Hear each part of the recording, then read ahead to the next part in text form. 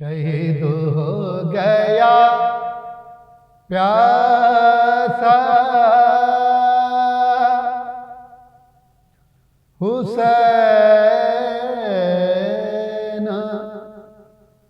ہائے حسین۔ اعوذ باللہ من الشیطان الرجیم، بسم اللہ الرحمن الرحیم، اللہم صلی علی محمد وعلی محمد وعجل فرجہم۔ میں آپ کا میزبان سید رضوان رضا نقوی آج ایک اہم پروگرام لے کر حاضر ہوا ہوں۔ پروگرام روز عاشورہ کے عنوان سے پیغام کربلا کے حوالے سے آج 10 محرم کے حوالے سے یہ پروگرام لے کر حاضر ہوا ہوں۔ اس میں جو ہمارے مہمانان ہیں، سب سے پہلے تو ہم ان کا تعارف کرانا چاہیں گے۔ سب سے پہلے تو حجت الاسلام والمسلمین عالی جناب مولانا سید حمید الحسن صاحب قبلہ ظلہ العالی اس وقت ہمارے درمیان موجود ہیں، جو یہاں سے روز عاشورہ کے حوالے سے گفتگو فرمائیں گے۔ قربانی امام حسین علیہ السلام کے کیا کیا اثرات مرتب ہوئے عالم انسانیت پر، اس حوالے سے بھی گفتگو فرمائیں گے۔ اور ہمارے دوسرے مہمان عالی جناب عمران حسین صاحب، جو کہ انجمن رونق دین اسلام کے صاحب بیاض ہیں، جو یہاں سے نوحہ پیش فرمائیں گے۔ تو آئیے مومنین، سب سے پہلے تو ہم چلیں گے عالی جناب عمران حسین صاحب کی خدمت میں کہ وہ ہمارے مومنین اور ناظرین کے لیے ایک نوحہ پیش فرمائیں۔ نالے زینب شام غریبا،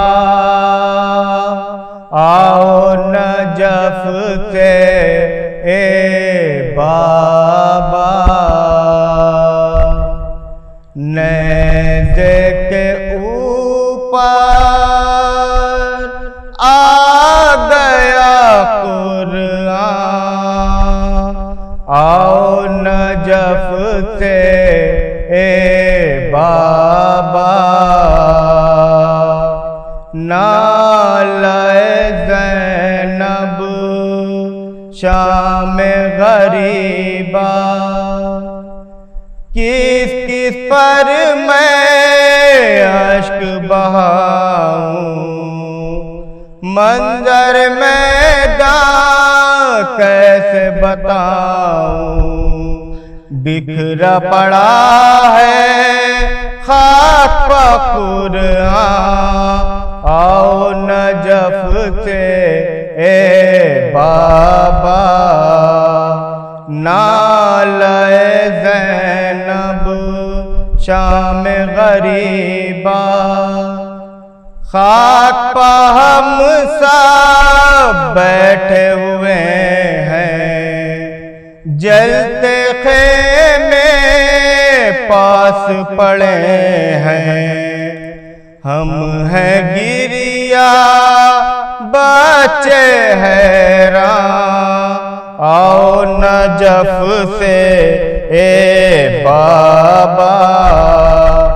نالے زینب شام غریبا، سب چلے ہیں نیزہ و خنجر، قتل ہوئے ہیں پورے 72، ڈوبا ہوا ہے خون میں بیاباں، آؤ نجف سے اے بابا،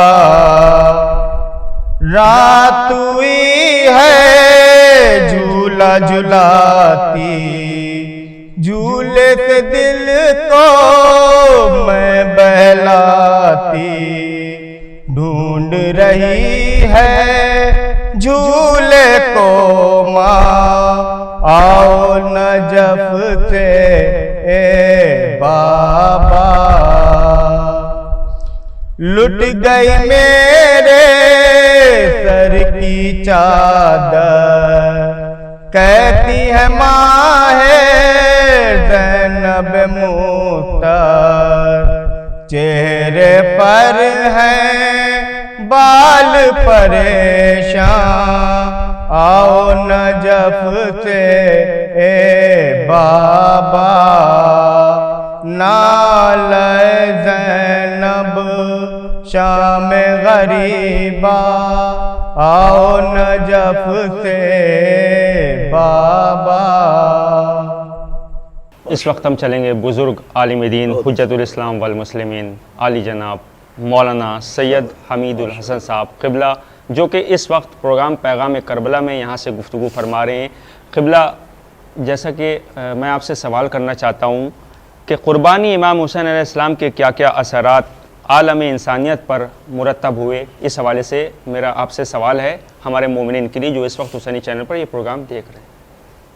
سب سے پہلے ہم اس پس منظر کو دیکھیں جی کہ کربلا سے پہلے صرف 78 سال پہلے سن 60 ہجری میں واقعہ ہے، ہاں اس میں 13 سال شروع کے اور جوڑ دیے جی جب ہمارے حضور نے اسلام کے پیغام کو مکے میں شروع کیا۔ جی اب اس سے پہلے 40 سال اور اوپر چلے جائیے۔ قرآن کریم میں ایک واقعہ ہے جو پوری دنیا کو معلوم ہے، ابرہہ کا آنا۔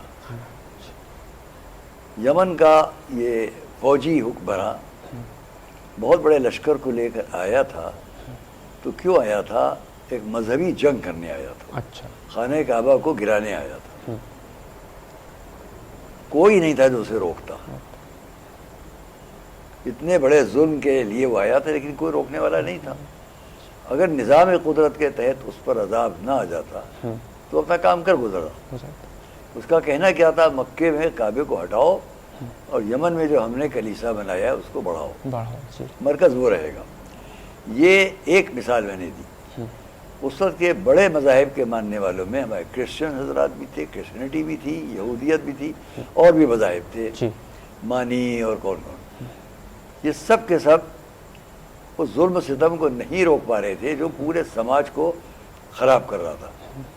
سب دنیا جانتی ہے، میں اس مثال کو پیش کروں تو غلط ہو جائے گا، بہت زیادہ ہو جائے گا، اس لیے یہ 40 سال سب چلتا رہا۔ اب حضور آئے، 13 سال مکے میں آپ نے اس پورے چاروں طرف کے خراب فضا کو ٹھیک کرنے میں پوری محنت فرمائی، جس کا نتیجہ یہ ہوا کہ بہت اچھا ماحول بنا۔ مکے میں 13 سال کے ماحول، لوگ کہتے ہیں رسول نے ہجرت فرما لی معاذ اللہ کسی خوف سے، نہیں، حکم الہی تھا۔ اور آپ کی ہجرت سے 7 سال پہلے آپ نے اپنے چچزاد بھائی حضرت جعفر کو 80 آدمیوں کے ساتھ حبشہ بھیج دیا۔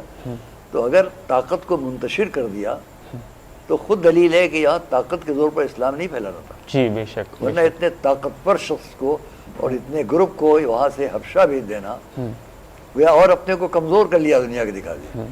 کمزور نہیں کیا، بلکہ بتایا کہ اسلام کا پیغام جو آگے تک چلے گا، یہ پیغام کا انداز، اس میں نیزہ اور شمشیر اور تیر و تلوار قوت طاقت کی بات نہیں۔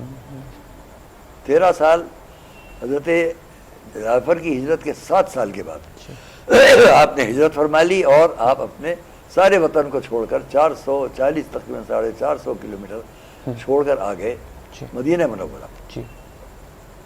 مدینہ کی بھی حالات اتنے خراب تھے کہ شراب بندی کے احکام بھی مدینہ میں آئے، حجاب کا پیغام بھی مدینہ میں آیا۔ تو بہت سی چیزیں ایسی تھیں جو مدینہ کو بھی خراب کیے ہوئے تھیں، جبکہ بڑے بڑے مذاہب کے رہنما وہاں موجود تھے۔ اس پورے سماج کو ایک انقلابی شکل دے کر اچھے راستے پر لا کے ڈالنا، یہ بہت بڑا کارنامہ تھا۔ اور آپ کی ہجرت کے 11 سال کے بعد، 10 سال کے بعد جب آپ کی وفات ہو جاتی ہے تو وہاں سے آپ جوڑیں تو صرف 50 سال بعد سن 60 ہجری میں واقعہ پیش آتا ہے امام حسین کا۔ تو کیوں پیش آیا؟ جو حالات پوری دنیا کے سماجی اعتبار سے خراب تھے وہ ٹھیک ہو چکے تھے، لیکن ان کو پھر وہیں واپس لے جانے کی پوری کوشش تھی یزید کی طرف سے، اس کے جیسے لوگوں کی طرف سے۔ جی بے شک۔ امام حسین نے اس کو کربلا کے میدان میں آ کر منقلب کر دیا اور بتا دیا کہ نہیں، دنیا قیامت تک یاد رکھے گی کہ کربلا سے اس پیغام کو جان لو جو رسول نے پیش کیا ہے۔ اس صحیح سچے پیغام کو پھر سے یاد دلانے کے لیے اب اتنی بڑی قربانی دی جا رہی ہے کہ انسانیت کو بچا لیا جائے اور انسان کے سامنے جو سماجی زندگی کی خرابیاں ہیں ان کو اچھائیوں میں بدل دینے والا میسج نہ جائے، بلکہ یہ جائے کہ یہ اچھائی یہ برائی ہے، وہ عام ہو جائے گی پھر برائی ہر طرف۔ اس کے لیے آپ نے اتنی بڑی قربانی دی۔ اس کے اثرات کیا ہوئے؟ آج کربلا کے واقعے کو سن 60 ہجری سے یہ 1444 ہجری آ رہا ہے، اس 1444 ہجری تک آپ غور کریں کہ یہ سن جو آپ کا سال شروع ہو جاتا ہے سن 44 ہجری، تو اس پوری مدت میں کیا ہو رہا ہے؟ یہ نہ سمجھیے کہ ظلم ختم ہو گیا تھا، کیونکہ سن 60 ہجری میں کربلا کے واقعے کے فوراً بعد 20-30 سال کے اندر حجاج ابن یوسف ثقفی کے واقعات ہیں کہ اس نے کس طریقے سے پھر ظلم کام کرنا چاہا۔ یزیدیت سے ابھی پہلی صدی ہجری تمام نہیں ہوئی ہے، یہ واقعات سامنے کے ہیں، جہاں ہمارے ملک ہندوستان کے غرب ہندوستان میں جس کو سندھ کہا جاتا تھا، وہاں تک محمد بن قاسم کا لشکر آیا تھا اور راجہ داہر نے مقابلہ کیا اپنے مظلوم لوگوں کے ساتھ، تو وہ ظلم کی لہر چل رہی تھی، لیکن اس ظلم کی لہر کو ہر جگہ دبانے کے لیے اب ایک واقعہ سامنے آ جاتا تھا، کربلا۔ اور آج تک 1400 برس گزر رہے ہیں، کربلا ہی کی یاد وہ ہے کہ جس نے ہر انسان کو بتا رکھا ہے اسلام یہ ہے، وہ نہیں ہے اس کو آپ لوگ سمجھتے ہیں۔ یزید کے نام سے یا قوت و طاقت کے نام سے اسلام نہیں پہچانا جائے گا، اب اسلام پہچانا جائے گا کہ یزید کے مقابلے میں کون تھا اور حسین کے مقابلے میں کون تھا۔ کسی مذہب کا آدمی نہیں تھا جس کا پورا خاندان اسلام قبول کر چکا تھا۔ میں نے ابھی پرسوں یہاں ایک مجلس میں پڑھا ہے، میدان مباہلہ سے میدان کربلا تک، میدان مباہلہ میں عیسائی لوگ آئے، رسول نے انہیں جانے دیا، اسلام قبول نہیں کیا، آخر دور رسالت کی بات ہے، بس اس کے بعد آئے گا وفات کا موقع، پھر باقی واقعات۔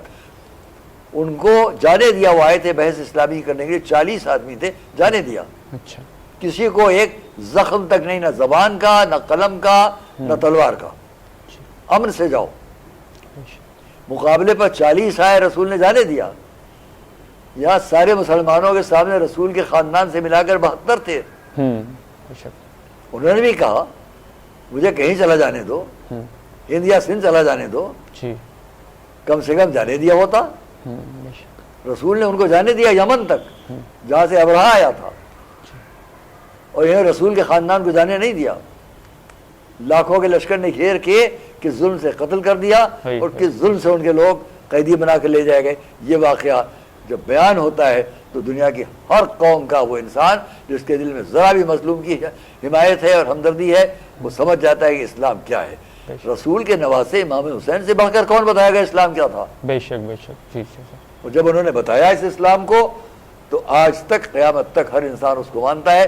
میں تھوڑا سا وقت لوں گا آپ کو 2 منٹ کا اور، کہ آپ جہاں بیٹھے ہوئے ہیں یہ سرکار نبی ملت کا گھرانہ ہے، ان کا عزا خانہ ہے، جہاں ان سے ملنے کے لیے جو شخصیتیں آئیں ان کے بارے میں بھی آپ کو بعد میں بتاؤں گا، لیکن فی الحال اتنا کہہ دوں کہ اس جگہ سے بھی اسلام کا پیغام اسی عنوان سے گیا کہ لوگ آتے گئے یہاں، چلیے اس ملک کو چھوڑ دیجئے، پاکستان چلے چلیے جو بنا ہے، کہ خدا یہاں بھی ہے، خدا وہاں بھی ہے، ایک ہی آسمان کے جیسا ہے۔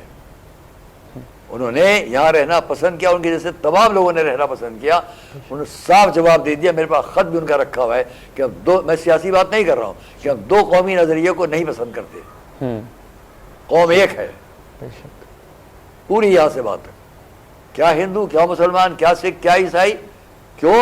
لیکن سب آتے ہیں غم امام حسین میں شریک ہونے۔ بے شک جی، بہتر ہے۔ قبلہ آپ کی طرف میں دوبارہ بھی آؤں گا۔ اس وقت ہم چلیں گے عالی جناب عمران حسین صاحب کی خدمت میں، چاہیں گے کہ ایک اور نغمہ وہ ہمارے مومنین کے لیے پیش فرمائیں۔ میرے اصغر آ گئی شام، میرے اصغر آ گئی شام، بانو دکھیا کرتی ہے نوحہ،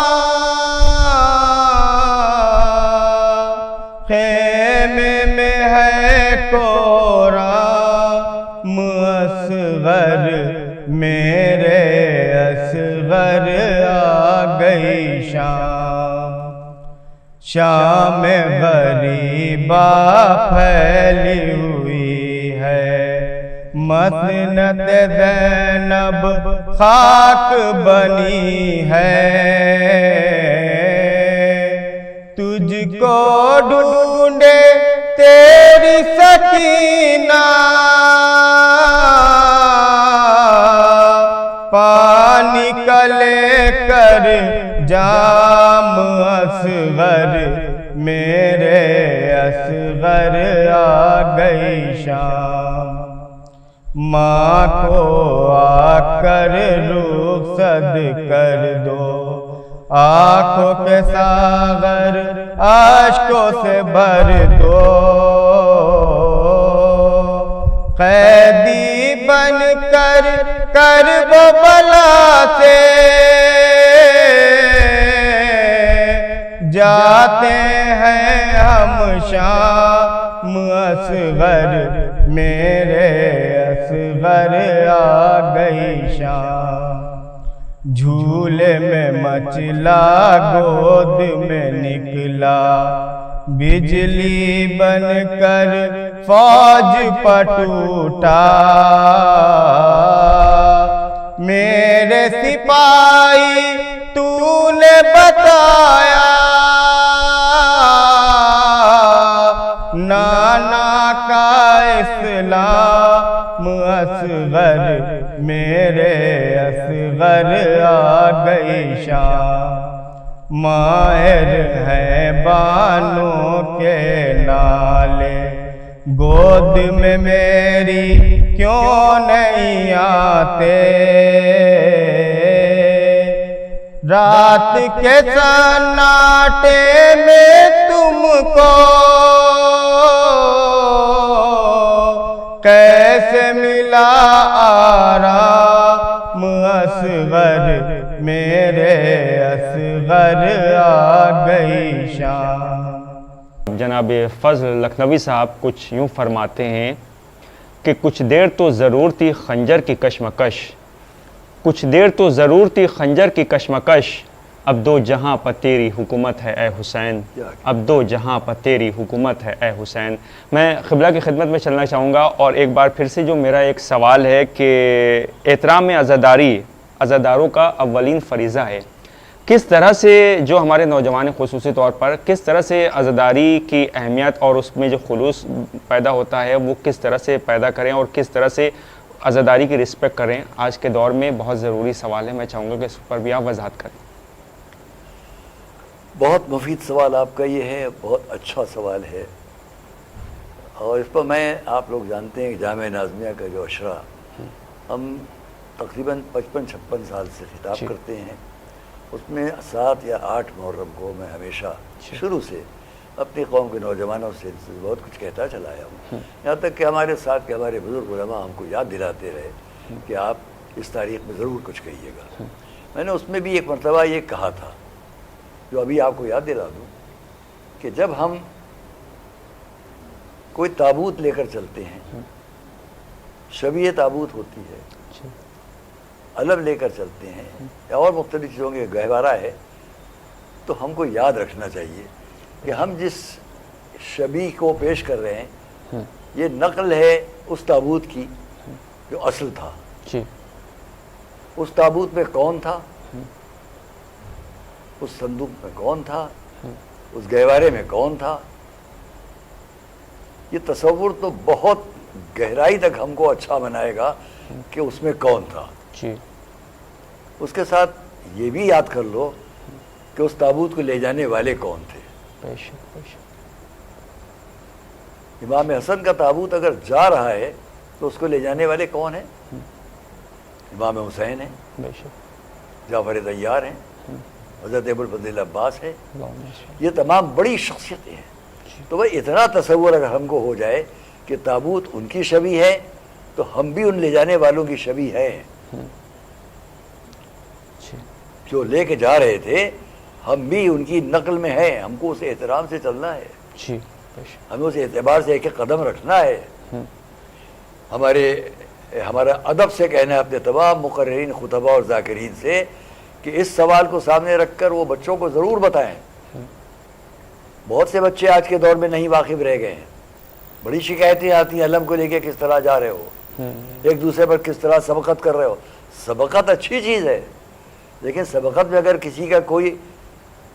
کسی کا پیر کچل جائے، کسی کو تکلیف ہو جائے، خود بے احترامی کہیں کسی چیز کی ہو جائے تو وہ تو نہیں اچھا ہے نا۔ تو آپ کا سبقت کرنا، جوش میں آنا، یہ سب اس کا ساتھ رہنا چاہیے، اس کے ساتھ کہ ہم کہا ہے. ہم ساری دنیا کو یہ بتانے جا رہے ہیں کہ ہم حسینی ہیں, ہم عزادار ہیں. اس عزاداری کے ذریعے ہم ساری دنیا کو میسج دے رہے ہیں کربلا کا, کربلا والوں کا, یا اپنے نفس کا, اپنی ذات کا. انجمن ماتمی کا 100 سال سے 125 سال سے 150 سال سے میرے پاس بہت کچھ ریکارڈ ہے. کیوں تھی انجمن ماتمی؟ اسی ڈسپلن کو بنانے کے لیے, اسی ذمہ داری کو سمجھانے کے لیے. تو ہمارے نزدیک بہت ضروری ہے, ایسا میرا یہ پیغام ہے, میری گزارش ہے تمام بچوں سے, نوجوانوں سے, کہ خدا را عزاداری کے اندر آپ اس احترام کو, اس عزاداری کے تقدس کو جو ہے, میں نے یہاں برابر پڑھا ہے, جو لنگر بٹتا ہے, تقسیم ہوتا ہے حصہ تبرک, زمین پہ جگہ جگہ پھیرا پڑا ہوا ہے. کیا ہے اس کو پیر رکھ کے دنیا گزر رہی ہے, اس کو چوم کے رکھا جاتا تھا. ہے خیال ہمارے عزاداروں کو جو آپ کو تبرک مل رہا ہے, کیا ہے تبرک کو چھوما جاتا تھا. آج جب میں علم کے قریب جاتا ہوں تو میں اپنے پیر سے جو اگر پہنے ہو تو بہت دور اتار کے جاتا ہوں. اب سب نے شروع کر دیا اس کام کو, ورنہ جوتے پہنے سب چلے جاتے تھے, چاہے سڑک پر آپ کہیں بھی ہو. تو عزاداری کا تقدس, عزاداری کا احترام اگر آپ پیش کریں گے, آپ سے زیادہ غور تو کریں کہ ہندو بھائی, سکھ, ہمارے ہندوستان کے دوسری قوم کے لوگ, وہ جب آپ کی عزاداری کی جو نشانیاں ان کے قریب آتے ہیں ان کا کیا انداز ہوتا ہے. بہتر ہے. اس وقت ہم ایک بار پھر سے, کیونکہ وقت میرے پاس بہت کم ہے, بس قبلہ میں آخری سوال اور آپ سے کرنا چاہتا ہوں کہ ہندوستان میں محرم مسلمانوں کے ساتھ ساتھ ہمارے ہندو بھائی بھی بڑی عقیدت کے ساتھ مناتے ہیں. جگہ جگہ پر آپ دیکھیں تعزیے نکالتے ہیں اور زرعی اقدس کو بھی بوسہ دیتے ہیں, اور یہاں تک کہ ہندو خواتین جو ہیں وہ تابوت اور علم کے نیچے سے اپنے بچوں کو بھی نکالتی ہیں. یہ ایک ہندوستان جو گنگا جمنی تہذیب کا مرکز ہے, جہاں پر ہر مذہب کے لوگ مل کر امام حسین اسلام کو یاد کرتے ہیں اور ان کا غم مناتے ہیں. تو اس پر بھی ہم چاہیں گے کہ آپ تھوڑا سا روشنی ڈال دیں. میں یہاں پر بھی یہ آپ سے کہوں, جہاں آپ تشریف فرمایا, بھی میں نے تھوڑی دیر پہلے کہا کہ یہ گھر ہے, شریعت کدہ ہے سرکار نبی الملت کا. اس جگہ کی تاریخ ان چیزوں کے اعتبار سے 150 سال پرانی ہے. اندر زری ہے امام باڑے کی. یہاں پر میں آپ کو بتاتا ہوں کہ یہاں پر کون کون آیا. ہماری قوم کے تو نانے کتنے لوگ آتے رہے ہیں, سال بھر ہوتا ہے پروگرام. ہمارے بھائی تشریف فرمائے ہیں, آخری نواں ہماری فرمائش میں فاضل بھائی نے یہاں پڑھا تھا, یہی نواں. تو ہم یہ کہہ رہے ہیں کہ یہاں کون کون چلی, میں کچھ نام آپ کو بتاتا ہوں. اس جگہ آنے والوں میں پہلے میں یہ بتا دوں کہ کس طریقے سے وہ لوگ کہ جو ہمارے ہندو بھائی ہیں یا سکھ بھائی ہیں, کنور مہندر سنگھ بیدی, بڑا نام ہے, آئے. اچھا, سن لیا تو بڑے احترام سے. سابق ہمارے ڈیفنس منسٹر ملائم سنگھ یادو جی آئے, بڑی دیر احترام سے, تقریباً پون گھنٹہ یہاں بیٹھے رہے. اس کے بعد میں آتا ہوں کہ ہماری ہندو بھائیوں میں سبھی جانتے تھے بخشی دیدی کو, جو وزیر تعلیمات, وزیر داخلہ سب رہیں, ان کے ساتھ اور وہ یہاں آتی تھی بڑے ادب کے ساتھ. اسی طرح محترمہ لیکن شیلا کول صاحبہ جو مامی تھیں اندرا جی کی, وہ یہاں آتی تھیں, بڑے احترام کے ساتھ آئیں اور گئیں. یعنی کہاں نہیں گئی ہوں گی, میں تو یہاں کی بات کر رہا ہوں. اور آئیے اسی طرح سے ہمارے چیف یہاں کے تھے ڈائریکٹر جنرل پولیس برج لال سنگھ جی, انہوں نے خود مجھ سے بیان کیا کہ ان کے گھر میں لوگ زندہ نہیں رہتے تھے جو پیدا ہوتے تھے ان کے بھائیوں میں. تو ان کو کسی نے کہا تعزیہ جا رہا ہے, اس کے نیچے سے نکلو. ان کی ماں اس کے نیچے سے نکلی اور یہ زندہ رہے, تب اس کے بعد ان کے نام کا تعزیہ وہاں رکھا جائے لگا. ان کا میری پوری بستی میں کوئی مسلمان نہیں ہے, ہر گھر میں تعزیہ ہے امام حسین کا. یہ میں نام لے رہا ہوں, اس وقت بھی وہ بہت بڑے منصب پر کہیں ہیں, جو آپ کے ریٹائرڈ ڈی جی رہے ہیں, برج لال سنگھ جی. اسی طرح شری رام, ہمارے شری رام ارون صاحب, جن کے بیٹے اس وقت منسٹر ہیں, جو ریٹائرڈ ہوئے, شری رام ارون جی بعد میں ان کا انتقال ہوا, وہ یہاں چکی. سب بڑے احترام سے. اس وقت کے ہمارے ڈیفنس منسٹر ہمارے محترم جناب شری راجناتھ سنگھ جی, وہ یہاں آئے دیر تک احترام سے. اور میں بہت سو کے نام لیتا, یہ سب یہاں آتے رہے. کیوں آتے رہے؟ بے شک. میں سکھ بھی ہیں, ہندو بھی ہیں, سنا, آئے, اور میں نے دیکھا ان کا منظر, کس ادب سے وہ سامنے کھڑے رہتے ہیں اندر ذریعے. تو یہ تو میں آپ کو یہاں کی بات ہے. اس کا ہندوستان میں آپ آئیے تو اس مختصر وقت میں 5-7 منٹ میں اس پوری تاریخ کو نہیں سمیٹ سکتا, صرف نام لے سکتا ہوں. مہاراجہ گوالیار, مہاراجہ دتیا, کتنے واقعات ان کے ساتھ ہیں جو میں پیش کرتا. آئیے خود ہمارے ساؤتھ میں میسور اور بنگلور, اس سے آگے بڑھیے حیدرآباد, कर्नाटका पूरे सब, वहाँ से आप नीचे आते हैं बंगाल चले जाइए, जहाँ से जो तकसीम हो गया वहाँ तक, इन तमाम जगहों पर मैं उनके नाम लूँ तो बड़ी लंबी फहरिस्त है जिन हिंदू भाइयों ने काम किया। इमाम बाड़े बनवाए, करबलाएँ बनवाई, यानी कितने उन्होंने अपने शोरा और अशार उनके मौजूद हैं, उनके कलाम है शोरा का, जिनके अंदर उनके मरसिए हैं जो इमाम हुसैन की शान में कहें, एक तवील फहरिस्त है जो हमारे लोगों ने शाये भी की है। इन तमाम लोगों का कलाम, इनकी मेहनत इमाम हुसैन के सिलसिले में इतनी ज़्यादा है कि अगर हम उसी को गौर करें तो बहुत बड़ी बात है। अजीज़ान गिरामी, मैं आपसे कहूँगा कि इसी तरह से खुद मरसिया कहने वालों में बड़े बड़े नाम हैं, शोरा में बहुत बड़े बड़े नाम हैं जिनके मरसिए शाये हो चुके हैं। तो हमारे हिंदू भाइयों का कितना बड़ा इसमें हिस्सा है जी। मैं आपसे मुख्तसर सी बात कहूँगा कि जहाँ मेरी रिश्तेदारियाँ उनमें से बाज़ दफ़े जैसे उतराव है जी, इलाहाबाद से नज़दीक, आप वहाँ जाइए, शायद 100 सवा 100 अज़ादार होंगे जो जुलूस लेके जा रहे होते हैं। अच्छा, वो 50,000 से कम नहीं होता है हिंदू भाइयों का मजमा जो चारों तरफ खड़ा होता है एहतराम से। जज़ाकल्लाह भाई। 150 अज़ादार, 50,000 हिंदू भाई। ये पूरे हिंदुस्तान की मिसाल मैं आपको कहाँ कहाँ गया हूँ, कहाँ की मिसाल पेश करूँ कि अल्हम्दुलिल्लाह, इसलिए कि दुनिया की हर कौम मजलूम परस्त है। बेशक जालिम के साथ खड़े रहना किसी के लिए काबिल फ़ख्र नहीं है जी, बेशक मजलूम का साथ देना सबका काबिल फ़ख्र है। और सब जानते हैं कि इमाम हुसैन वो थे जिन्होंने हिंदुस्तान आने की ख्वाहिश की थी। जी। उस हिंदुस्तान में जहाँ यहाँ कोई इमामबाड़ा नहीं था, कोई मदरसा नहीं था, कोई कबीला नहीं था, कोई मस्जिद नहीं थी, यहाँ आने का ऐलान कर उन्होंने बता दिया था कि जहाँ सब कुछ है इस्लामी आसार, अगर वहाँ इंसानियत महफूज नहीं है तो मैं वहाँ जाऊँगा जहाँ इस्लामी आसार कुछ ना हो मगर इंसानियत के तहफ़्फ़ुज़ के इंतज़ामात हैं। जी, हम साफ साफ कहेंगे कि इसी तरह हमारे वज़ीर आज़म, प्रधानमंत्री, उनके लिए आप देखें श्री मोदी जी, नरेंद्र मोदी जी, अभी 2 साल पहले आज़ादारी के प्रोग्राम में पूरी तरह शरीक रहे, जहाँ कितने लोग थे, एक अकेले, और बहुत एहतराम से पूरे प्रोग्राम में शरीक रहे। अभी आप इस वक्त आइए, हमें उत्तर प्रदेश के मुख्यमंत्री, क्या उन्होंने ऐलान नहीं किया अगर कांवड़ियों के लिए प्रोग्राम है तो उन्होंने कहा मुहर्रम के प्रोग्राम नज़दीक है, पूरा लिहाज रखा जाए।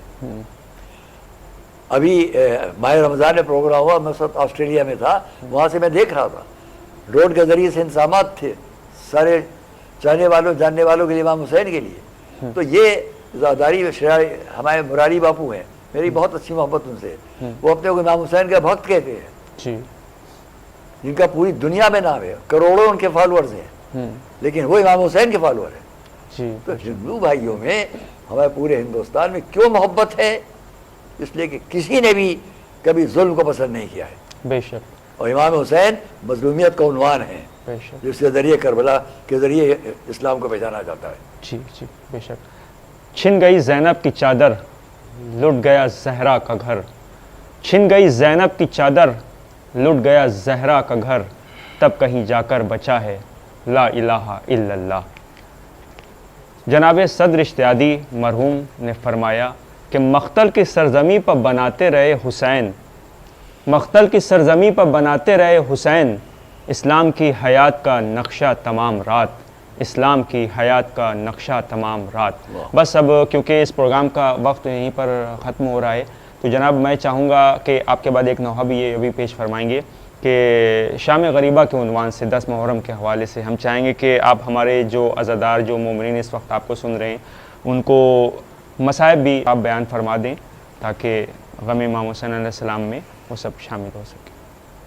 कितना भयानक और दर्दनाक वो मंजर है कि जब मदीने से चला हुआ कारवां 2 मुहर्रम को करबला आया, 7 मुहर्रम से पानी बंद हो गया बच्चों पर, 10 मुहर्रम छोटे बच्चों की आवाज़ें खेमों से बुलंद थीं, अलत आए प्यास आए प्यास। सुबह से लेकर असरे आशूर तक ये खानवादा जो लड़ने के लायक जितने इंसान थे सब कत्ल कर दिए गए, शहीद कर दिए गए।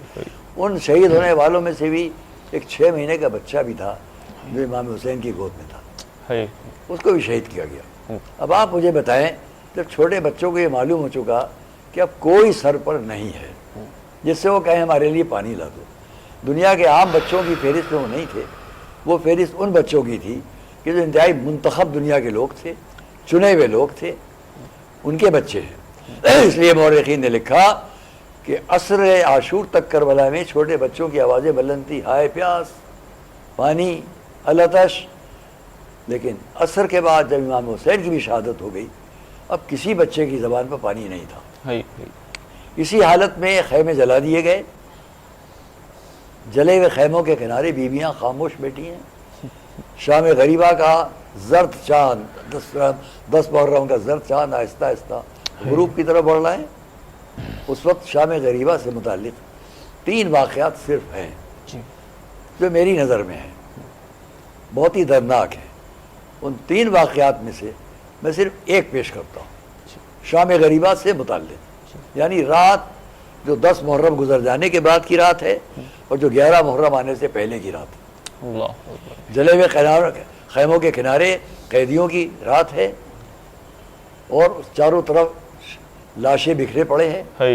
ان میں وہ لاشیں بھی ہیں جو یزید کی فوج کے ہیں، اور وہ لاشیں بھی ہیں جو امام حسین ان کے ساتھیوں کے ہیں۔ انتہائی دردناک منظر میں بیویاں، بچے سب خاموش، کہ اتنے میں شہزادی زینب نے ایک ایک بیوی کے پاس جا کر تسلی کا انداز اختیار کیا۔ ان 3 واقعات میں سے میں ایک پیش کر رہا ہوں جو ہم نے تاریخوں میں دیکھا، اور اس کو بہت کم بیان کیا جاتا ہے۔ آئیں ایک ایک بیوی کی گود تک جا کے دیکھا، یہ بچہ ہے سو رہا ہے، یہ بچہ ہے خاموش ہے، یہ بیوی خاموش بیٹھی ہے، اب اس کی گود میں ایک بچہ تھا اب نہیں ہے۔ کون کون شہید کیا جا چکا ہے، سب کچھ شمار کر لینے کے بعد کیا ہمت ہے حضرت زینب کی کہ رات کے اس عالم میں بھی وہ اپنی ذمہ داری کو ادا کر رہی ہیں۔ یہاں تک کہ آئیں اپنی بہن ام کلثوم کے پاس، اور آ کر یہ آپ نے کہا، بہن ام کلثوم آؤ اٹھو ڈھونڈ لیں، 2 بچے نظر نہیں آ رہے ہیں، چلو ان کو چل کر ڈھونڈیں کہاں رہ گئے وہ۔ یا خیال کریں آپ کہ یہ بھی نظر میں ہے کہ کون سے 2 بچے اب نہیں ہیں۔ دونوں بہنیں اٹھی، آگے تلاش کے لیے چلی۔ مجھے آپ نے سب نے اس کو تو سنا ہوگا ہمیشہ کہ دونوں شہزادیاں ان بچوں کی لاش تک پہنچ گئیں، لیکن میرا سوال ہمیشہ یہ تھا کہ رات کے اس اندھیرے میں خالی شب عاشور گزرنے کے بعد، تو شب عاشور کے اس شام غریبہ کے اس زرد چاند کی روشنی میں کیا ممکن تھا کہ وہ پہنچ جائیں بچوں تک۔ ہاں، میں نے ایک اور روایت میں ایک منظر دیکھا، وہ بیان کرتا ہوں۔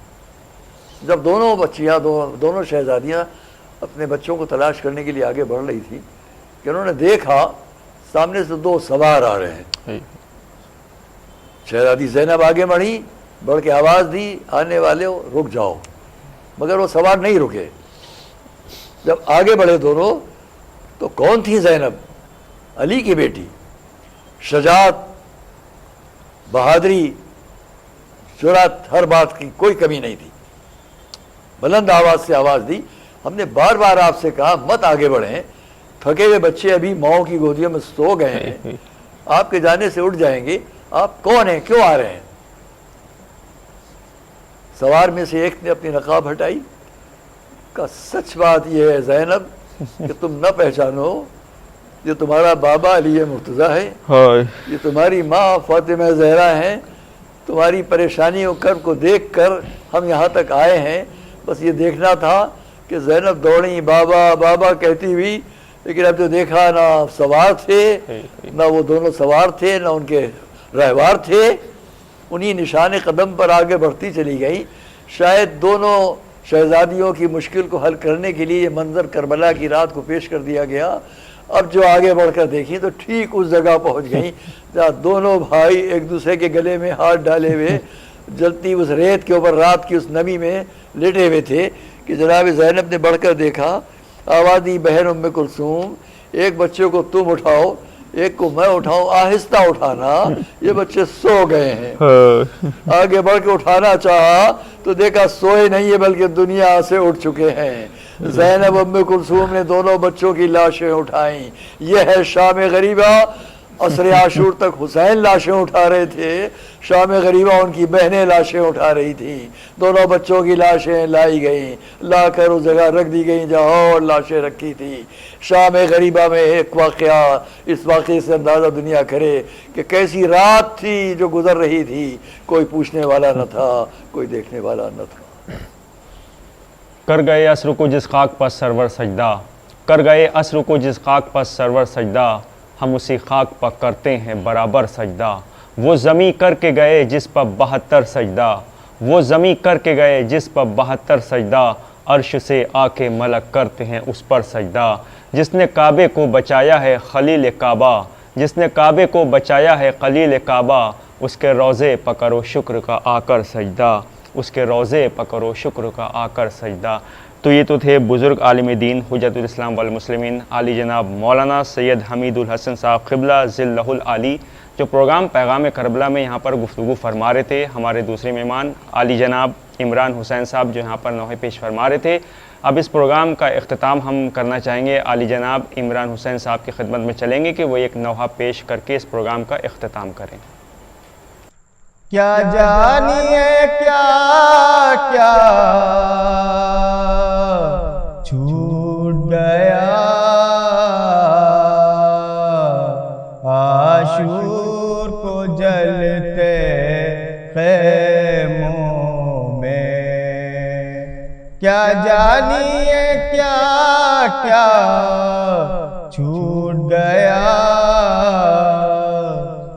گھبرا کے نکل آئیں بانوں، بے شیر کا جھولا چھوٹ گیا عاشور کو جلتے خیموں میں۔ نور آنکھوں کا اقبال لے کے گئے، نظروں میں اندھیرا چھوٹ گیا، یوں لاش اٹھائی مولا نے، برچھی میں کلیجہ چھوٹ گیا عاشور کو جلتے خیموں میں۔ دریا کے کنارے میں مانی اور بند قسمت سے پانی، اے بہتی موجوں دیکھ تو لو، بے شیر بھی پیاسا چھوٹ گیا عاشور کو جلتے خیموں میں۔ یہ پارا پارا لاشا ہے شبیر کا جلتی رہتی پر، پیشانی عالم جھکنے کو یا خاک پہ کعبہ چھوٹ گیا عاشور کو جلتے خیموں میں۔ لو دیتی ہوئی تلواروں میں زینب کا کلیجہ چھوٹ گیا، مجبور بہن تھی قید ہوئی اور بھائی کا لاشا چھوٹ گیا عاشور کو جلتے خیموں میں۔ اے فضل حسینی شاعر کا شبیر سے بڑھ کر کوئی نہیں، مولا کا بھروسہ جب سے کیا دنیا کا سہارا چھوٹ گیا عاشور کو جلتے خیموں